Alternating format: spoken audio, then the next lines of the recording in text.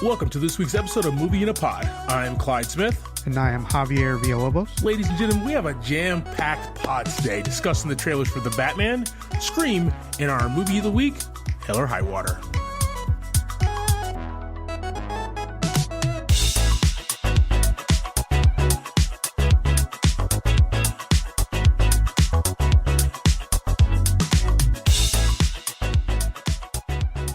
Thought I would mix something up, change it up a little bit, you know. Oh God, I gotta hit the wrong button. I hit the wrong button. I'm drinking coffee. You can't do this to me right now. It was supposed to be that one. Javi, I swear, at least like once or twice a week, bro. Yeah. I'm at my desk, chilling, and I do this number. I drink. Right. I do this number. It's a text message from you, and it sometimes it's just a dribble. Sometimes it's all over my damn screen. Sometimes it's a dribble. Sometimes, right. But like, luckily, like I'm by myself, so nobody can see me unless they're walking by. I've never been caught before, so. Never been caught dribbling. All right. All right, JV, how are we doing, sir? I'm doing fantastic, man. How are you? Doing good, man. Doing good, dude. A lot of great content recently. Yes. We got to talk about some stuff, man. Yeah, let's get into it. Like DC had their DC fandom, which I think this is like the second or third year that they've done it, at least that I know of. And I didn't watch any of it because I'm not going to. What do you mean? Like the whole presentation type thing? They had it streaming on their website or something. I watched not a single second. Same. But I was waiting for the trailers that popped out of there. Oh, yeah, of course. Let's talk about that Flash trailer, man. So, Flashpoint, right? Ezra Miller is finally getting his own movie, and he's not alone. What sucks, too, is he get his own movie, but he's not the only Flash. Right? That's kind of messed up. Multiple Barry Allens here. Flashpoint, yeah. I mean, let's just get right to it, man. Who cares about this Flash movie? The only thing we really care about is, like, Michael Keaton Batman returning. And apparently the Batmobile as well. The 89 Batmobile. Yes. Like, the most dope Batmobile, bro. Like, if that thing could fit in my garage, I would own one. Also, if I had that kind of money, I would. I mean, we could just kind of cut the door out and it just kind of like, it'd be like the shape of the hood. I'm willing to help you with that. I appreciate that, man. I appreciate that. But no, this was like our first glimpse, man. This is the movie that should have been made like 4 or 5 years ago. It's finally here, almost, at least the first trailer. And, you know, we know the Barry Allen story, obviously, because of the Flash on the CW and stuff. But I don't know what's going to be different about this one, except for Batman. I'm curious. You know, we've seen, like you said, the Flashpoint and the CW Flash, and there was also an animated Flashpoint, which was really good as well. So hopefully it kind of expands. I don't want to see the same thing again, right? That's not what we want. Nah, we want something different, Yeah, we want something a little different. We want something, you know, that's going to draw us into this character. Because right now, you know, he was in Justice League and all that, but he had some funny scenes, but he didn't really get what he should have got out of that movie.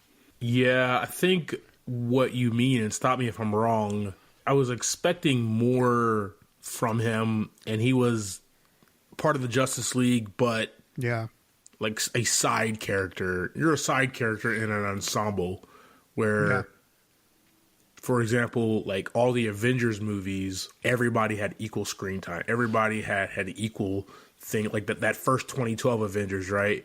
Each character at the end in that third act had something very important to do. And, like, this dude just had to run around. Like, I mean, that's his power, but... that's what he does, right? I mean, you know, and we had 2 versions of Justice League. You know, the first one, he really didn't get anything good in the first Justice League movie. The second one, he got a lot better story, you know, just because they had to make a 4-hour movie out of it. So hopefully this one can really dive into Ezra Miller's Flash. That's what I'm hoping for. I want a lot of character development, man.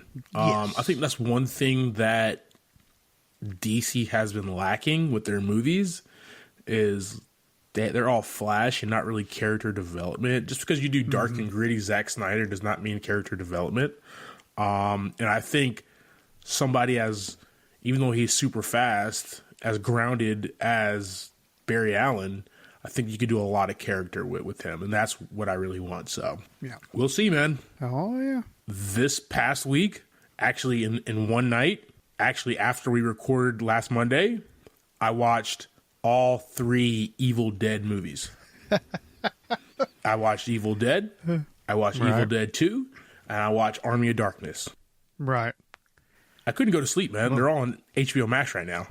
I'm going to have to check them out. I haven't seen them in a while. I have seen Army of Darkness about a gazillion times, but I've never seen, like, how he got where he was in Army of Darkness, right? Yeah. It all makes sense now. Yeah, I mean, actually, the first Evil Dead is one of those real low-budget situations. It's kind of corny, but you just enjoy it. For some reason, you just enjoy it. And it's got to all be Bruce Campbell, right? Yes. And like he ups the zaniness in the second one. It's just fun, man. It's just fun. You know, there's parts that are scary. That's just more the camera work and Sam Raimi's direction. Yeah. But they're just fun, goofy, wannabe scary movies. And I guess back in like the 80s, yeah, that probably was pretty scary. But right, yeah. I mean, we just watched Halloween Kills, so yeah, it had a lot of practicality to what they did. So yeah, it just made it that much more gross and scary, you know. But yeah, Halloween Kills, dude. Michael Myers is evil incarnate, man. Dr. Loomis said that multiple times, and yeah, me and Carmen watched this yesterday in the theaters, man. You know, I'm trying to be back in the theater as much as possible. That's my happy place. And that was a good movie, man. Michael Myers he's just like a guy, right? He's just some guy that literally could just walk up to your house and be that guy. He's not a Jason Voorhees or Freddy Krueger. He's a dude. And that's really the scary part of it. I mean, a 6'4" dude, you know what I mean? Yeah, he's like, it's like 6'4", 250. He's basically a white version of me. Yes. You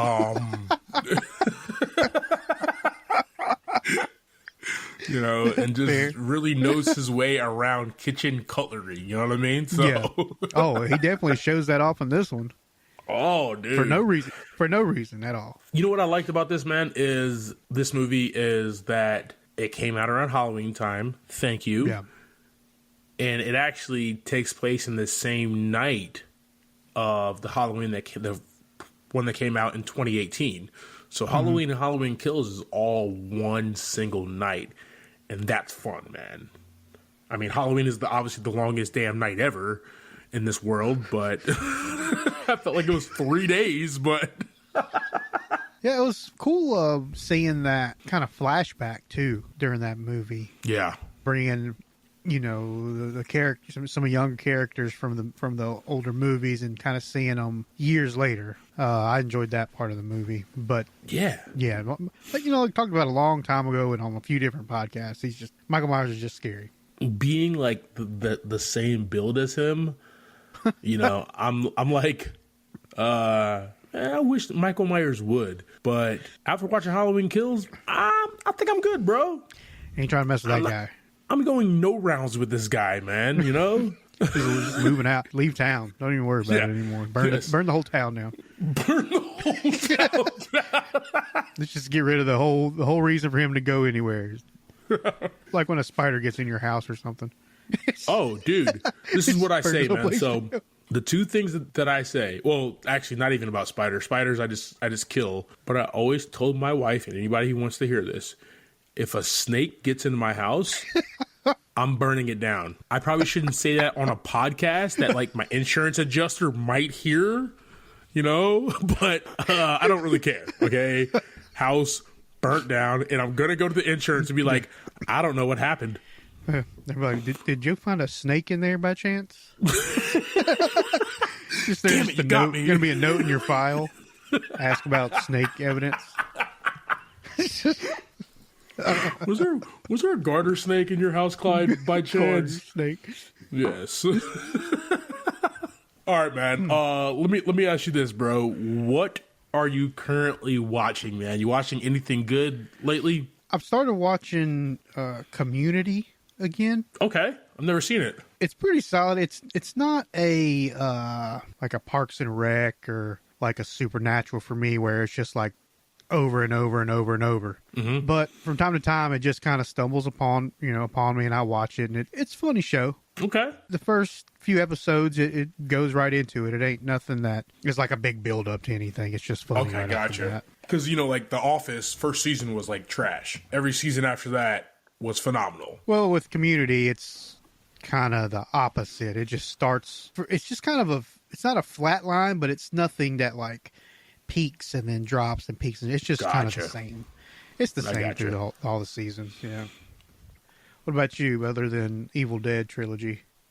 Yeah, man. I'm super excited. So we're recording this Monday night. Last night, Sunday, the 17th, the best TV returns, and it's called Succession. Okay. Mm-hmm. They're in season 3, and this is basically a story of a really, really, really stupid, wealthy, rich family, and they all run a media company, and they're all jockeying for who's next in the line of succession when daddy dies.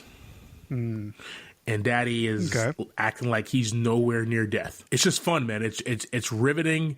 It's great acting. It's real people.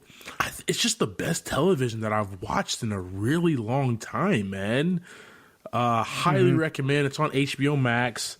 Jump into that one. Oh, let me forgot Legends of the Hidden Temple. What? Oh, I watched the first episode of it. What is that on? Oh man, what did I think I watched it on Hulu, maybe? Okay, so like, is it like kids or is it adults playing the game? Probably teenagers to like young adults. 34-year-olds? People like in college. Damn it. That was a long time ago for us. Okay. Because I remember like 2 or 3 years ago, it was like maybe a year before the pandemic, maybe 2 years before that, I got like an email or I saw something on social media that said, sign up for Legend of the Hidden Temple. And I hit up my buddy John and I hit up my buddy Mitchell, and I was like, guys, this is our chance, okay? We need to do this right now. We got to do this. And nobody ever wanted to sign up with me. So I didn't have a team. We're going to be the Purple Monkeys. Right? It's still the same. Or the Golden Giraffe. I don't know the names. The Golden Giraffe. I don't think that was a name. I don't think so. Oh, man. But, like, okay, was anything different about it? Or was it the same exact concept? Same kind of concept, but I feel like the challenges weren't as fun as they seemed when it was in, like, the 90s, right? Yeah, talk to me. I don't know. I used to just, like, see kids seem like they just got hurt and just, like, disappear off set, you know? Like, you never really knew what happened to them. Yo. So, the biggest thing for me is, like, that golden monkey. Golden monkey, yeah. Why the hell did they have such a hard time putting those 3 pieces, bro? Talk to me about that. Why the hell was it so difficult for them to put that thing together? Stress, man. It was a stress. Oh, God. Oh. You hit me right when I was taking a drink. Oh, man. Yo, we're going to link on our socials about Legends of the Hidden Temple. I'm surprised that it's back, man. I'm surprised you didn't even tell me about it. Wow, I have to check that out. But it would bug the hell out of me, man. Just put the head on, bro. You don't put the head on backwards. Like, what the? Wrong. It was always, but like, square peg, round hole, bro. Yeah, every time. Yeah,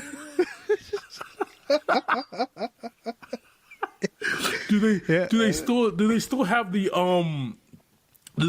guys who come and like take them away? No, that's what I'm saying. It's like the challenges aren't the same. You just have to watch it to understand. All right.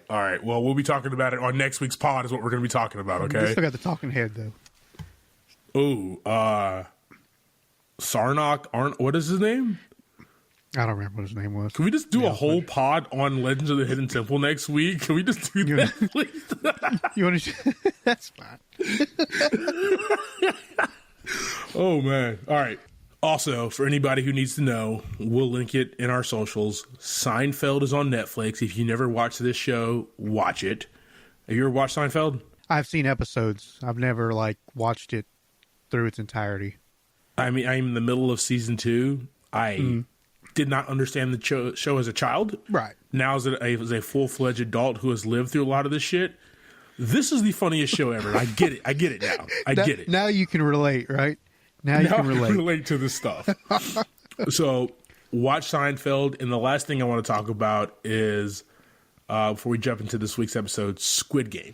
I have not become a fan of that show yet. Have you watched it yet, though? I've watched some of the first episode, and I don't know, I guess it just was a day where I just couldn't sit and get into it. You know what I'm saying? Just a busy day, and then I just never went back to it. It gets so much better. I am 2 episodes from completing it. All right. Just great television, man. Okay. Kind of gross, kind of gory. Fair. But a lot of themes that the director and the writers are throwing at you, and you catch a lot. There's a lot, man. Okay. There's a lot of South Korean filmmakers who are just geniuses that are bringing us new stuff. Remember Parasite a couple years ago? Mm-hmm. Fantastic film. I am a fan of South Korean cinema now, dude. Oh. I know, I'm getting cultured over here, right? Yeah, right?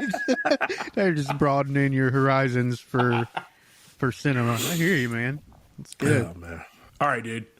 The moment we've been waiting for ever since we heard our Pats is making the jump. Okay? We got our first trailer, first full trailer for The Batman. Talk to me, man. It's like he was right here. Is he a special guest? Is that our Pats? What's up? No, guys. We're not doing that yet. Only because our Pats does not know we exist. One day, though, we'll get him on here. We'll talk Tenet with him. Is what we'll do. Then we'll ask him all the questions about Batman. So yeah, we'll get him pinned down in the corner with that movie, and then just let him have the Batman talk. Okay. That's right. That's why you're really here is for the Batman, man. But no, talk to me. What about this trailer, sir? We get a lot more of him in this one, and it's really just keeps building this curiosity in me for this Batman's character in this movie. Yeah. You know, he's doesn't seem like the same kind of playboy, rich, I do whatever I want kind of Bruce Wayne that we've seen over the years. You know, I guess this may just the grit that this trailer brings, the darkness, you know, real dark, rainy, sad, you know, angry movie is what I saw. It rains every day in Gotham, clearly. Just wet everywhere. It doesn't matter if you're under an awning or whatever, it's just raining. You get wet. Always rain. Sideways rain, too. You know, it's got to hit you right in the nostril. The Penguin, okay? Colin Farrell as the Penguin. Colin Farrell has been named, Hollywood's sexiest man, I don't know, 17 times. I totally just made that number up. Sounds accurate. Colin Farrell, good looking dude. Sounds accurate. Colin Farrell, good looking dude. Yeah. This guy, he's unrecognizable in this role, man. He jumped into this character as the Penguin and just looks, that's going to be fun, dude. You know, this movie is going to be the Riddler basically bringing Batman to the breaking point. It has the Penguin, and it has Selena Kyle. It has a black Selena Kyle, which Selena Kyle has been portrayed as a black woman in the comics multiple times. And Eartha Kitt from the 1960s. So super excited about that, man. No, man, I don't know what world Matt Reeves is really building with this Batman. Yeah. But you know, it's stark different than anything that we've seen before. I love that, man. I love that. Christopher Nolan even said a couple of months ago in an interview, you know, Batman is a character that you can almost create and reboot like James Bond for different generations. And you're going to get a different feel for what the world is, right? You put Batman into today's world, and that's, I think, what Matt Reeves is trying to do. Right. I can pretty feel excited, that. dude. Pretty excited about this one now. Yeah, it's kind of weird how excited I am to see this Batman. Let's jump over here, man, to and it's super weird because I think it's taken on the same vein as Halloween. So, like, you know, Halloween came out in the 70s and it was called Halloween, and then the one that came out in 2018 is called Halloween. So we have Scream, the trailer for Scream. The movie that's coming out will be Scream, and it has all the original cast in it that stayed alive. In Scream, so not really Scream 5. Just the name is just Scream. Yeah, not Scream 5, not Scream The Saga Continues, or Scream The Next Avenger, or anything of that nature. Just Scream. Like, I get no subtitle, bro. Like, no, but every time you search it, it's just gonna be messed up.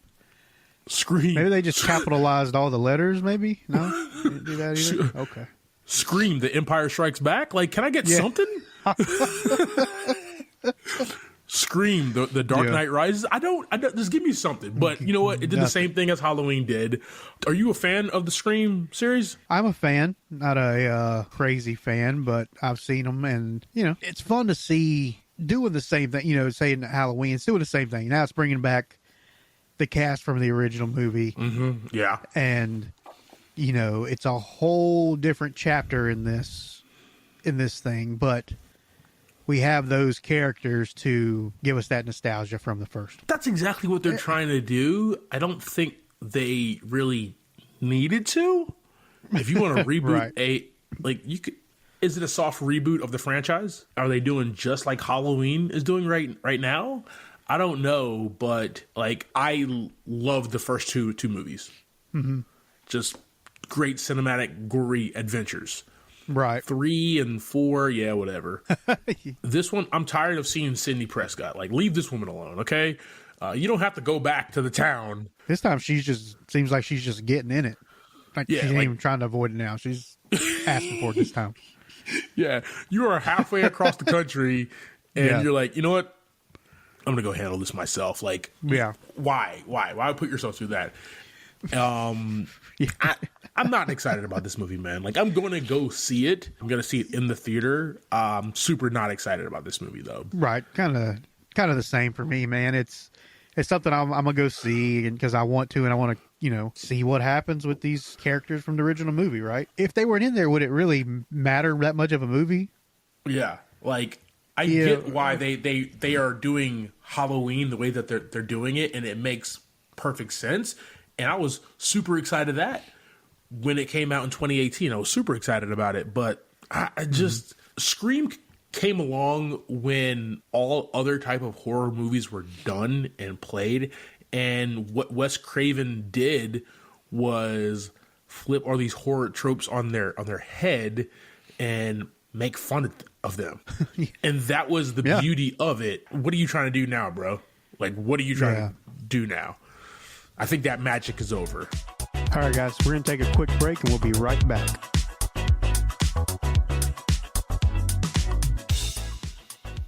Javi, something that we never talk about are the amazing vehicles in these movies, man, that we watch. I mean, let's talk about our top faves, bro, for a second. Yeah, man. That Aston Martin DB5 from James Bond, acclaimed, just fantastic. That 89 Batmobile. Tim Burton's Batmobile, Michael Keaton's Batmobile, just badass, iconic. You know, I'm not a muscle car type of guy, but Eleanor, that 67 Mustang Shelby GT500 from Gone in 60 Seconds. Whew. You got me there. Oh, that's a perfect car, man. You know, and probably super iconic, more than any of those other ones, is that DeLorean time machine from Back to the Future. Yes. Like, that was a character itself, and just fantastic, brother. Just classic dope vehicles that helped out their protagonists get through their movie, man. What are some of your favorites? Of course, the DeLorean. 100% agree with that one. Oh, fantastic. Mine are a lot of muscle cars, man. 1977 Pontiac Trans Am from Smokey and the Bandit. Fire. Dom's 1970 Charger from the first Fast and the Furious. Interesting fact, I have a photo next to one of those cars that I took at Universal Studios when I was younger. Ooh, nice. 1958 Plymouth Fury from Christine. Ooh. And that Ferrari 250 GT from Ferris Bueller's Day Off. Dude, that one from Ferris Bueller's, man, is just fantastic. Yeah. Oh, yeah. What's your favorite? Well, it's going to definitely have to be Dom's Charger overall. Just American muscle. No matter where you go, these things make a statement. Yeah. What about you? Which one would you choose? It's that DB5, man. It's the ultimate spy car. Like, I love James Bond. I always wanted to be a spy. This car has pop-out gun barrels behind the front headlights, revolving license plate, a champagne cooler in the armrest, smoke screen, oil slick. This car just screams badassery, man. Like, I wouldn't use any of those things, but super cool. Let me ask you a question, though. Do you have to have a license to kill to drive it? You know what? You probably should. All right, team. So we want to hear about your favorite movie vehicles. You know the socials. Movie in a Pod on Facebook and at Movie in a Pod on Twitter and Instagram.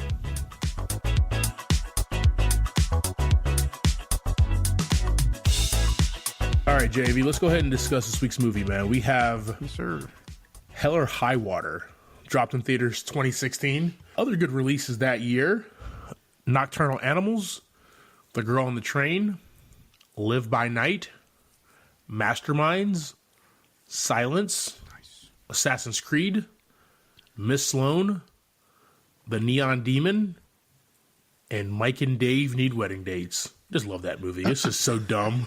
All right.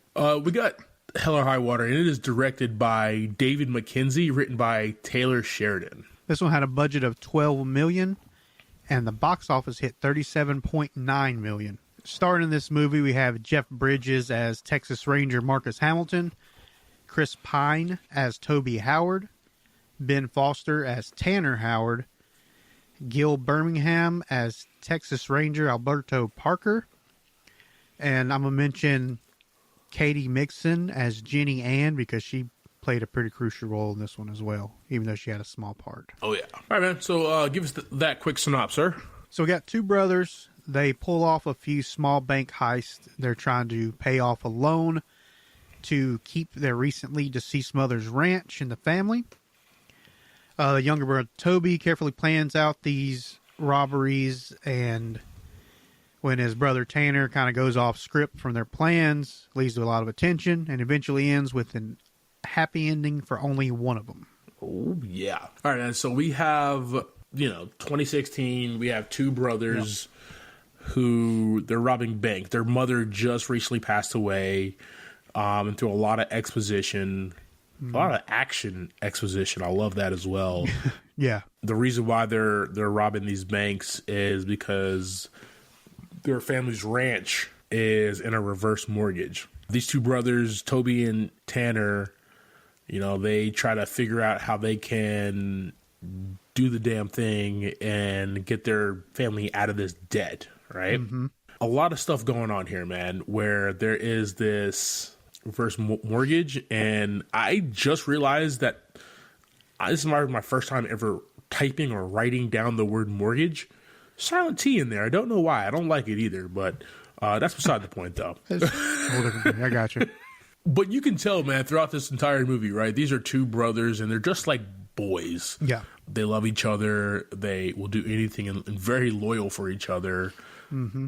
But at the same exact time, if they're going to go around and try to rob these banks, they're going to be tailed. They're going to be tailed by two Texas Rangers, man. Mm-hmm. And they're coming after them. Yeah, we got the great Jeff Bridges following up. He's just kind of following the pieces, right? Following the trail that these guys are leaving behind. They're not good at this, right? not at all. I mean, they're planning and they're doing, what they need to do, and they know how they need to do it. But like Toby says at one point, he's like, it's a lot different when you're doing it rather than when you're just making the plan. Yeah. So they just leave a trail of clues. That's what I was saying, man. There is a lot of like exposition through the action. I thoroughly enjoyed that, man. Let's go ahead and dive into these characters, man. Let's start out with Chris Pine, Toby Howard. He is a divorced father, really cares about his family name, and wants to do right. And what he decides to do is, because this bank kind of put his family in a reverse mortgage, his family's farm, ranch, they're going to only steal from this one type of bank. So, for example, if it's like Wells Fargo, what is it, Texas Midland or something it's called? I forgot the name of the banks, but Midland something or other. Texas on the Prairie, Reserve or whatever the hell it's called. But there's like 7 or 8 of these different banks, and they're gonna knock them all off. Toby Howard, man, you can tell he has a violent streak when he needs it, but he's actually really kind-hearted father who loves his boys, wants to do right by his family. Ben, on the other hand, what'd you think about this guy? Ben Foster as Tanner Howard. He's a typical older brother in these movies. Yeah.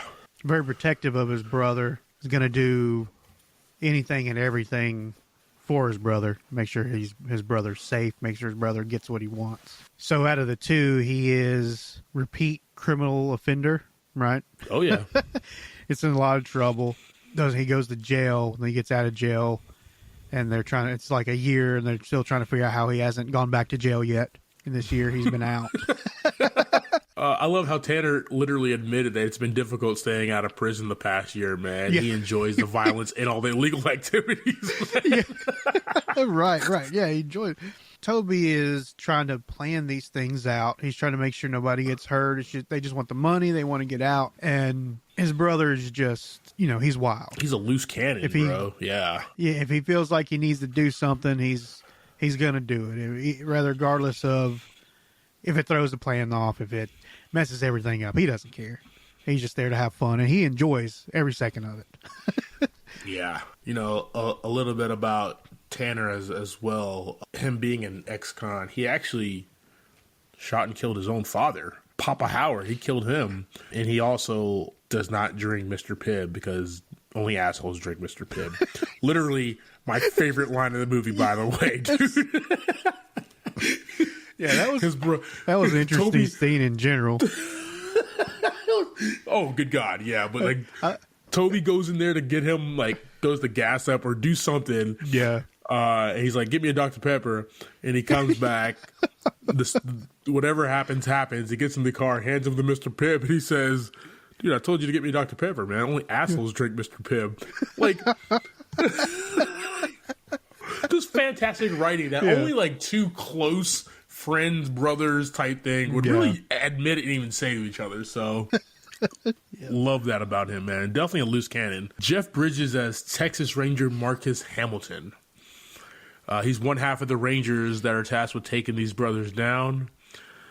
Jeff Bridges, man, just super cool. Yep. In this role, he is just an old school Texas guy. He has that Texas charm about him. Mm-hmm. He's weeks away from retirement, and this is his job. He has to take these guys down in every possible way, man. He's right on their tail. I love it. Yeah, man. Jeff Bridges is always just a fun guy to watch. Just because he's so cool, right? Yeah. He just, he's picking on the other Ranger this whole movie. He just delivers the lines so chill, just so smooth. You just laugh regardless of how racist it is. and it's very racist. It's extremely racist. But it's like Jeff Bridges, and it's like, dude's just so cool though, man. Yeah, right. He just gets a pass on it for some reason. I don't know why, but he does. No clue. We also have his partner, who he's basically picking on the entire time, Gil Birmingham as Texas Ranger Alberto Parker. He's the other Ranger tasked with taking down the Howard brothers. He is Hispanic and Indian, Native American, kind of a mix there. And as crazy and wild thinking as Hamilton is, Alberto is dude, we need to do it like this, man. This is by the book. We do it like this. Like, let's make sure that we follow this. Yeah. He's kind of like the straight man out of the two. Just like Toby is for the Howard boys, right? There always has to be one guy who kind of keeps them on that path, man. But he was a good secondary to Jeff Bridges because you got to hear what Jeff Bridges was thinking because he can easily just explain that to his partner. Yeah. Some movies when there's these, lone cops or lone rangers or whatever, you get to see it on their face, but you don't really hear their exposition. I like that they supplemented him with a good partner, to explain his thought process and how he plans on taking these guys down, man. That was fun. And real quick, very, very, very small role, and I'll let you wrap up with the one that you had there.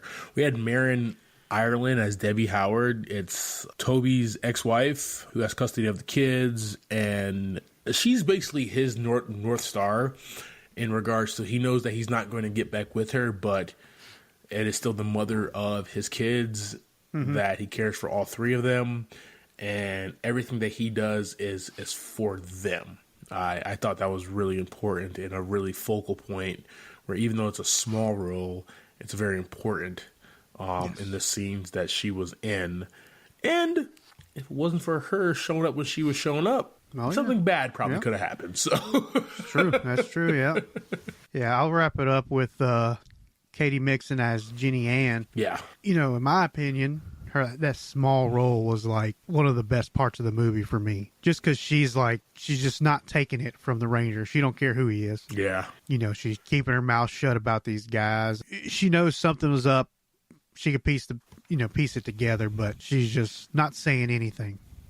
Which at the end of the day really helps, them get to the end of the plan. Yeah. Because she could have easily been like, yeah, that's the guy, this is the guy, they're both here, shut them down, go pick them up, I'll be your witness. But nah, she's like, nope, not snitching, not me. Toby gives her like $200 for they were in like she works at a little diner, right? Their meal couldn't have been more than $17, and that's getting the big T-bone steak there. Do you think if he wouldn't have laid down that $200, that she still would have acted the way that she did towards the Texas Ranger? Yeah, seems like that kind of person. Yeah, man, she just was like the epitome of like sweetheartness, right? Out of all the foul characters that we have in this movie, she was that brimming light in the movie, man. I think it would have been the same way, just because she seems like that type of person to be like, it's really none of your business what went down in here. I grew up watching Westerns with my pops. One of my favorite movies is Friday Night Lights, which takes place in, West Texas, Canaan. This looks like this is where those boys grew up, man. These small towns, this looks like this movie because she was literally shot in any town in Texas.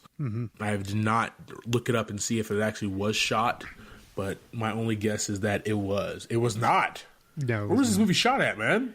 New Mexico. You say a backlot? Where? New Mexico. Oh, okay. That makes sense. Doesn't make sense to me at all, but cool. I mean, close. It's close to it. Right there, right? It's still a lot of desert, but yeah. I guess that's what's cool about it, because New Mexico and Texas look the same. Yeah, I think that's the whole point. Just big valleys, open land. You're going to find it anywhere in that little area. Yeah, man. These small towns and everything. One thing I did like is the camera work, man. That was fun. Like the way that this movie brings, like the cameraman and the director brings you into this movie, that first heist, there's absolutely no setup. It's just, hey, this is the heist. It reminded me a lot of any of the 007 James Bond movies from like Goldfinger on. There's, James Bond is in the middle of an action sequence or in the middle of some spy stuff or a caper already when the movie starts. Like first thing, like there's no build up to it. These two boys, they just go right into there, smack the woman who opens up the bank and does their first heist. We don't even got the title card of the movie yet, right? It's genius, right? Because immediately they make you have to invest in it to know what's going to happen. Why are these guys doing this? You have to find out now because you just have two guys that walked into a bank for no reason. That was really, really cool how that kind of brought us in there. The rest of the camera work, it was really typical. But just that opening scene, man, was just like magical. Like I'm here. You have me for this next hour and 45 minutes now, bro. Like definitely, man. Yeah, I agree. Have you seen this one before? No, this is my first time watching this. Oh, mine too. Nice. Yeah, I'm trying to mix it up there. Let's jump into this theme real quick, man. There's a lot here, and I feel like I say that every week. Maybe I do, maybe I don't. I don't remember now. There's a lot of Seinfeld in between now and then. So, this is about changing your stars, man. This is about changing your family stars. This is about family name. This movie is about leaving a legacy that, your kids can look up to you and believe in. And I thoroughly think, Toby was ready to die, ready to go out in a blaze of glory at the end of this movie because everything that he was doing was for his kids, man.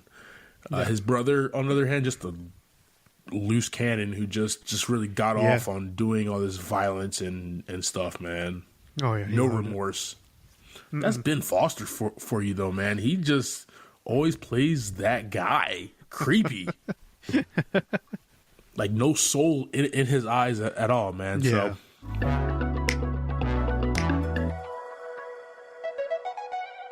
All right, JV, so that is our review of Hell or Highwater. Talk to you, man. This was a very well-rounded movie. Yeah. From the actors to the whole story, the plot.